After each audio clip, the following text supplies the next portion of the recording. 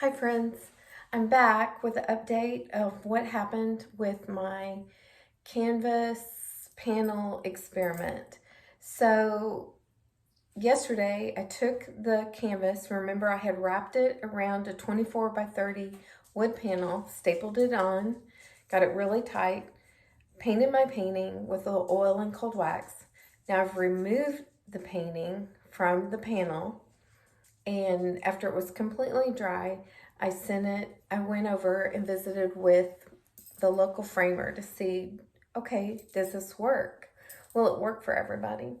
And, is it cost effective? So I got it back today, which was great. And I wanted to show you how it looks. And you can let me know what you think. So this is a 24 by 30. And I'm going to step back so you can see. Now, what I would normally do is I wouldn't do a 1 inch. I didn't really leave enough to give him enough room to put this on the stretcher bars. But for this experiment, this worked really well. So this is a 1 inch. And you can see I'd already painted the side. So he matched it up.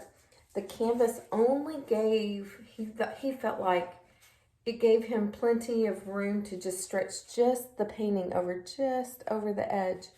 And it all fit nicely. He was amazed by how well it worked. He was afraid that you would have some cracking maybe on the painting. But it didn't do that. So that's probably because of the oil and cold wax, and it's not varnished. It's got a wax layer over the top of it protecting it. So when you look at it, it has it has a nice matte finish. You're getting the reflection from my light, but that's the process. So this, getting it framed, was $113, not framed, stretched. So they put it on here. So that's the frames plus the hanger. And now I can shoot my photos of it. I can take it to the gallery. It can hang just like a gallery wrapped painting. Or I can take it off of here fairly easy and roll it up and ship it to somebody. Or I can store it. We even discussed, just storing it by hanging the sheet, the ones that I complete. Let's say if I'm not having a show and I don't need to put them all on stretcher bars, I could just be hanging them so that they don't take up a lot of room. Where canvas takes up a lot of room and wood panels, it's even more. So I guess it's about the same. But this is just so much more economical when you get down to the cost of a wood panel. Plus, if you want to paint large, you have to deal with the warping and everything. So this is a great way if you're trying to paint large.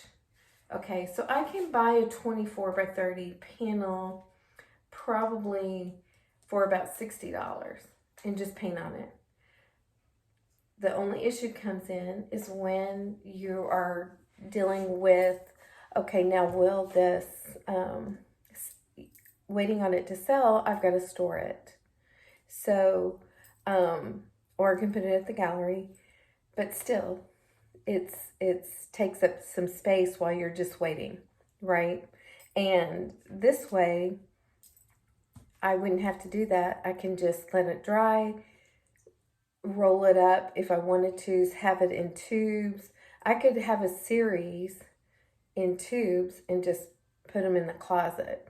And then when I'm ready to frame them, say I'm going to have a show or I'm going to change out my whole gallery wall up at the gallery, I could just take them and get them stretched like this. Now, if I stretch them, which I probably could do, that would even save me more money. But I wanted to see for my client's sake, how's this process going to be for them with their framer?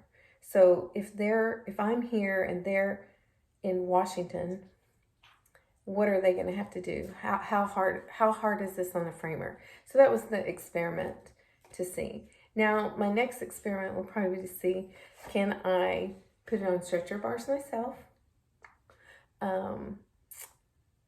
and go from there for what would work for me, for hanging, for showing. It's really, when you get into really large pieces, this is just makes so much sense to me. If you're working relatively medium to large, I think it works just to keep using your panels. And as long as you are priming the back and doing all that stuff, you shouldn't have warping. But you will have expense if you have to ship it. So that's just something that you want to factor in to the cost of shipping your work.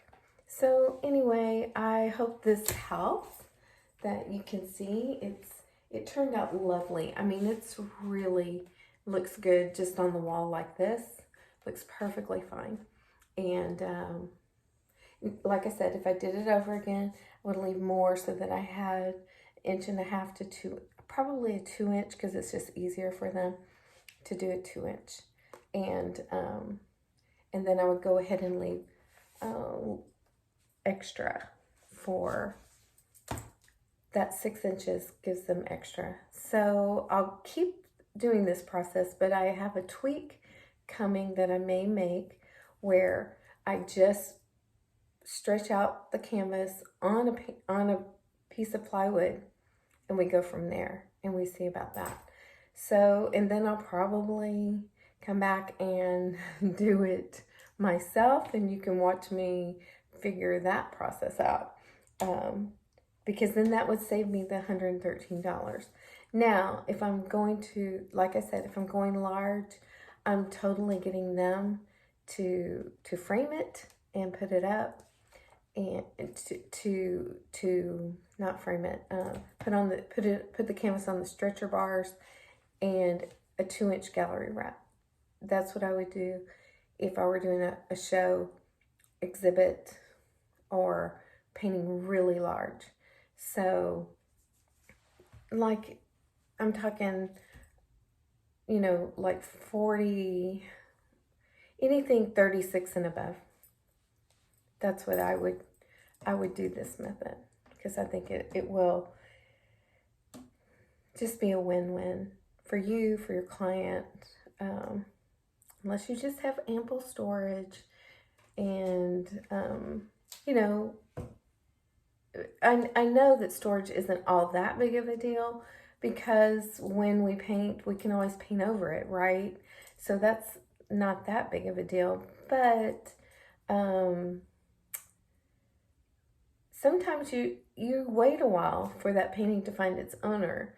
And then when that happens, it's sad when you've already painted over something because you gave up on it. And somebody comes back and they go, you had a painting like this, and I don't see it now. But this way, I wouldn't feel bad. I would just take it, roll it up, and put it in the closet, and I can come back and I can find it. So after I've shot my images of the painting and did the inventory on it, and given its name and its number and everything, at that point, when it's done, if I'm not putting it directly on this, I would just roll it up or hang it up on some kind of a hanging system. I haven't figured that part out yet. And just push it to the back, and then put another one and push it to the back. So stay tuned, because the whole point of this was to see, do I get the same effect when painting on a wood panel? And I would say almost. I mean, it's not 100% the same, but it's so close that I don't think you'll miss it. Whereas that painting that's over my shoulder here, that's totally canvas and it's oil and cold wax. And I kind of love the colors going on in that painting back here, but I wasn't able to get the texture and everything that I get when I'm working on wood. And here I was able to do that. I got the texture and the subtleties coming through and much easier, because the problem is when you're going with the oil and cold wax over this and you go to scrape through, it just gives in. And it's you need that hard surface behind there to really cut in and pull and drag the way I like to do it. So that's the only thing. That's the only thing. And again, that's going to take up a lot of space. Right now, that frame, it has to stay that way. So that piece is just going to be that way. It's not like I can unstaple it because it wasn't stapled like this. This I can unstaple. I could unstaple this whole thing if somebody bought it and say that I needed to ship it. I could unstaple it. I could roll it up. I could put the bars in there with them and send it to them. And it would probably cost maybe $30, maybe. That's probably high. So tips to know, things to know as I'm going on this journey. I hope it helps you, and enjoy your day as I get ready for a class here. And I hope everyone's having a great day. So hope this helps. Take care. Bye.